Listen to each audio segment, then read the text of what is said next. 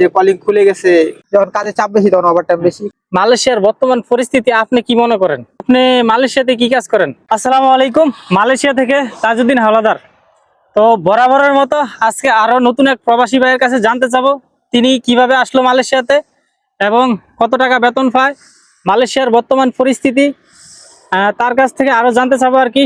এই মালয়েশিয়ার বর্তমান যে নতুন কলিং খুলতে যাচ্ছে তা নিয়ে সে কি বলে, তো তার থেকে জানার চেষ্টা করব তার রিয়েল লাইফের ঘটনা আর কি, সে কিভাবে কি বলে। আসসালামু আলাইকুম। ওয়ালাইকুম আসসালাম। আসসালামু আলাইকুম। ওয়ালাইকুম আসসালাম। ভালো আছেন ভাই? জি আলহামদুলিল্লাহ, আপনি ভালো আছেন? জি আলহামদুলিল্লাহ। আচ্ছা, আপনি মালয়েশিয়াতে কিভাবে আসলেন? আমি মালয়েশিয়াতে আছি কলিং বিষয়, সরকারি মাধ্যমে কলিং বিষয়। কলিং বিষয়। আর কত টাকা দিয়ে আসছেন?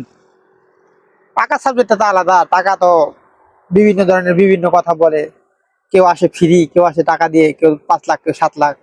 টাকার হিসাবটা সাবজেক্ট এখানে আসলে চলে আর কি।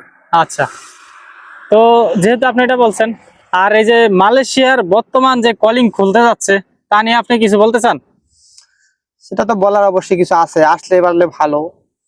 এখানে কলিং ভিসা খোলার কথা আছে কিন্তু এখনো খুলে নাই পরিপূর্ণভাবে। পরিপূর্ণভাবে যখন খুলবে, সরকার, মালয়েশিয়া সরকার, বাংলাদেশ সরকার একটা বৈঠক করে ঘোষণা দিবে যে হ্যাঁ আমরা অমুক তারিখ থেকে এখানে লোক নিব বা আমরা লোক দিব, তখন আসতে হবে। আর এখন লোক বিভিন্ন ধরনের কথা বলতেছে যে কলিং খুলে গেছে, পাসপোর্ট জমা দাও, ভিসা চলে আসছে। এটা ভুল ধারণা। তার মানে এখন পর্যন্ত কলিং খোলে নাই? এখন অফিসিয়ালি খুলে নাই, এখন এটা যেটা মানুষের মুখে মুখে খুলছে শুধু। আচ্ছা, তো আপনি মালয়েশিয়াতে কি কাজ করেন? আমি মালয়েশিয়াতে শুধু একটা কোম্পানিতে কাজ করি।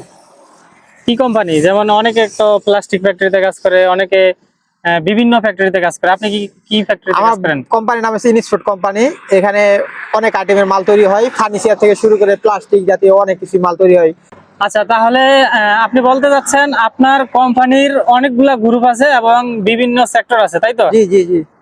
আচ্ছা, তো আপনাকে যখন কোম্পানি মনে করে যে যেই জায়গায় দিলে ভালো হবে তখন ওই জায়গায় দেয়, এরকম কিছু?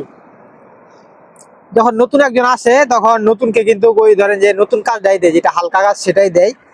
পরবর্তীতে তার কাজের পর নির্ভর করে তাকে কোন জায়গায় ট্রান্সফার করা যাবে।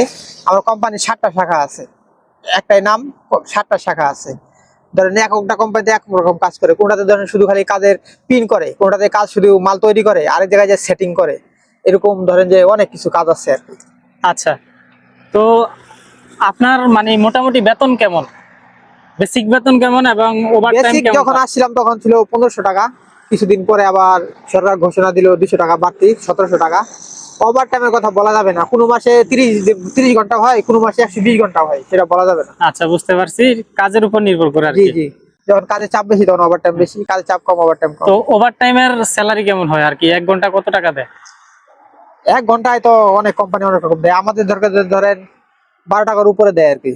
12 টাকা? এমনিতে আমি যেটা জানি মালয়েশিয়ার আইন অনুযায়ী 12 টাকা 25 পয়সা এরকম হয় আর কি। 12 টাকার উপরে আর কি, 25 হোক 30 হোক এরকম। হ্যাঁ, যাই হোক, এখন এই মালয়েশিয়ার বর্তমান পরিস্থিতি আপনি কি মনে করেন? বর্তমান পরিস্থিতি ভালো বৈধ লোকের জন্য, অবৈধ লোকের জন্য অনেক সমস্যা। এই যে আমার পাশে একটা জঙ্গল, এখানে অনেক অবৈধ লোক থাকে। রাত্রে বেলা অনেক সময় পুলিশের রেড করে। এই যে জঙ্গল, পাম বাগান, সারাদিন বিভিন্ন সেক্টরে কাজ করে, রাত্রে বেলা আসে এখানে জঙ্গলে ঢুকে। তার মানে তাদের শান্তি নাই, না, হয়তো টাকা কামায় কিন্তু শান্তি নাই। টাকা কত বৈধ সমান, বৈধ লোকের সমান টাকা কামাইতে পারবে না, হয়তো শতকরা 2-1 জন কামায় বেশি। ওরা তো মানুষের মাথা বিক্রি করে।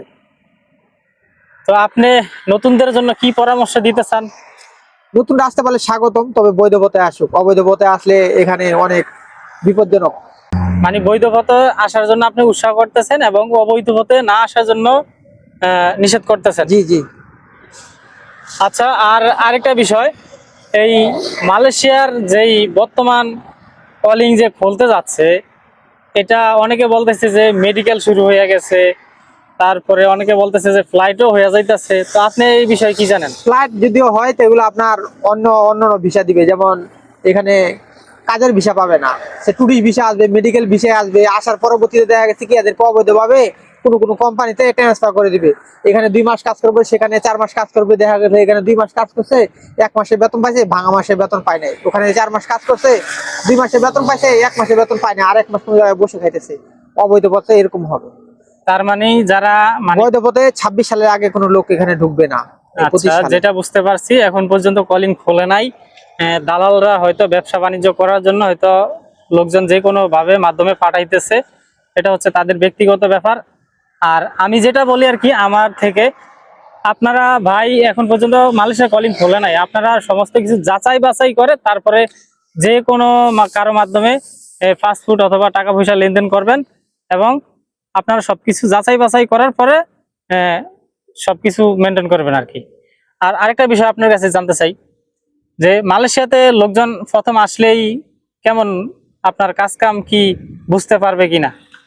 কাজ কাম বুঝতে পারবে যারা ধরেন যে একটু ভাষাটা বুঝে এখানকার। মালয় ভাষাটা এত সস্তায় বোঝা যাবে না, তবে ইংলিশ ভাষা যারা হালকা পাতলা বুঝে তাদের জন্য সহজ। আর বিশেষ করে যে কোনো কোম্পানিতে তো নেপালি, মিয়ানমার, বাংলাদেশি আছেই। তবে বিশেষ করে ভাষা হিন্দিটা জানতেই হবে তাকে, হিন্দি না জানলে সে এখানে আসে 2 দিনের টিকা অসম্ভব।